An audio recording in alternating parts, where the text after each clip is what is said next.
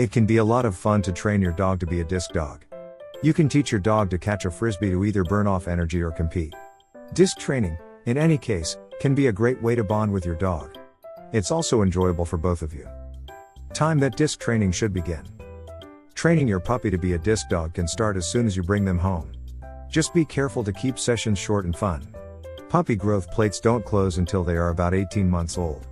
Doing too much jumping or too high jumping can cause damage to the growth plates. This can cause your puppy to grow weird with some legs longer than others or stunted growth. Careful training will avoid this. You can get an X-ray at your vet to know for sure that the plates are closed. Choosing a small soft disc for a puppy is a good plan. Pick smaller discs for smaller pups. If you are training an adult dog, starting slow is a good idea too. This will help to avoid injury and help them build the muscle they need. Disc you should use. Puppy gums are soft and their teeth can be fragile. That can be hard to believe when they chomp into your finger. But usually using cloth or soft fabric discs are the best way to get your puppy introduced to disc. Also, a smaller diameter pup disc can be easier for them to navigate. Adult dog discs are usually either 8.75 inches or 9.25 inches in diameter. Most pup discs are around 7 inches. One of the exceptions to this is the Hero Pup 120. While it is regular plastic and not a soft fabric disc, it is smaller, about 4 3/4 inches.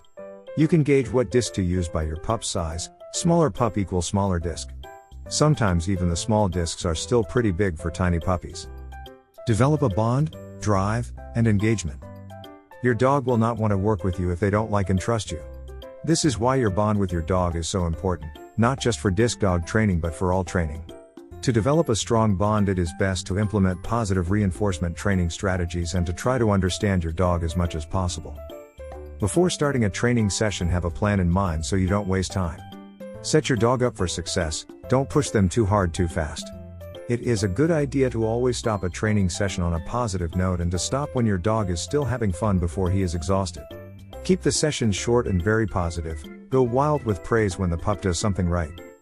It can be helpful to know a few calming signals so that you can read your dog's body language. If you note him yawning, licking his lips, or looking away from you, he might be stressed and need a break. To keep your dog engaged, you need to be the most interesting around, not the other dogs, smells, or that butterfly going by. Being spontaneous can be hugely important for keeping your dog's interest. Another way to be interesting is to reward your dog for looking at you when you aren't even asking them to.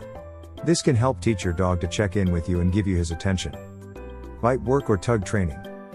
Disc dogs need strong jaws to grab and hold the flying disc. That is why it is so important to develop your pup's bite. Just to be clear, bite is for toys and discs, not people or other animals. A quick and fun game that enhances bite is tug. Start with 2 soft frisbees. Tug with the pup for a bit and let him win. Then offer the dog the other frisbee and start again. Let the pup win every time. Chase. In order to be a good disc dog, your pup will need to chase down the frisbee. So, teaching chase is important. You can do this by tying a favorite toy to a rope and dragging it around the house and yard for the pup to catch. Be sure to let the pup catch the item every time, encourage them to chase the item and praise them when they get it. After the pup has learned to chase, you can introduce rollers. This is where you roll the frisbee over short distances on its side. This will help the pup learn how to grab the frisbee. You could then call the pup back for a second frisbee as in the tug training above to keep the game going. Tricks or movement.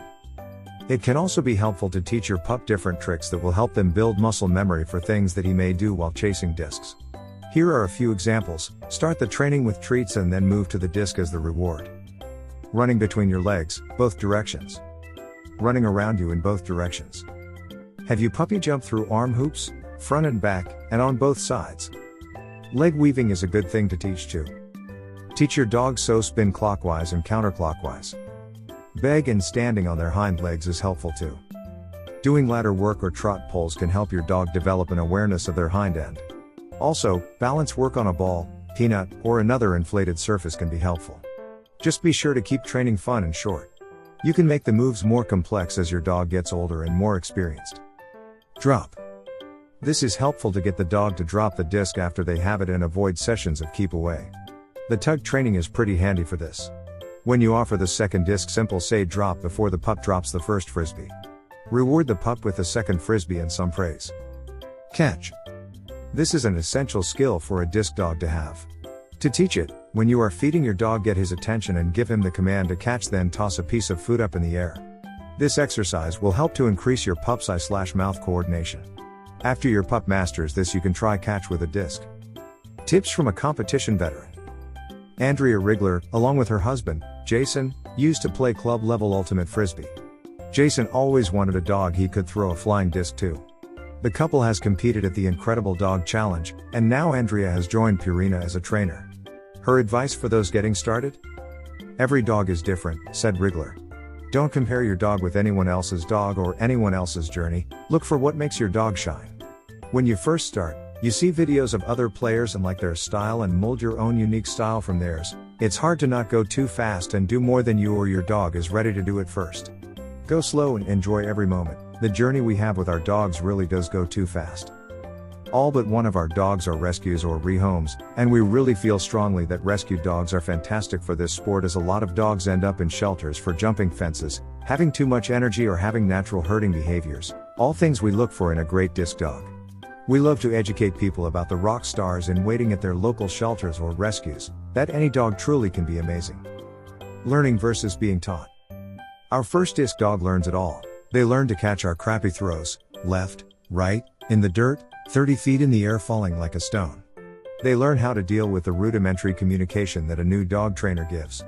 They learn how to read our cues, even though those cues are not constant, they're developing. Our first dog is learning at the same time his or her handler is learning. The team learns together. The second and third disc dog we train are taught. They are taught how to play the game. The handler knows what we are doing. Disc placement is better because we know where to put it, and our throwing skills are better so we can put it there. Setup moves are taught quickly, then used to play frisbee. Our skills as a handler on our second and third dog are much better, so we're able to muscle the learning process to make things happen far more efficiently than our first dog. Our second and third dog may wind up surpassing our first dog's capabilities in many ways, but there seems to be more frustration and roadblocks galore. Our second and third dogs wind up with a shallow foundation because we as handlers make so much of the game happen. They do so much more, so many more skills, so many more tricks, but the foundation is lacking. They can't handle the crappy throws because they don't have the experience handling them. They can't decipher poor communication because our communication is so much more standardized. They literally do more with less. If you enjoyed this video, kindly press the like button. Also, don't forget to subscribe with notifications on, so that you don't miss out on videos like this. Thank you for watching.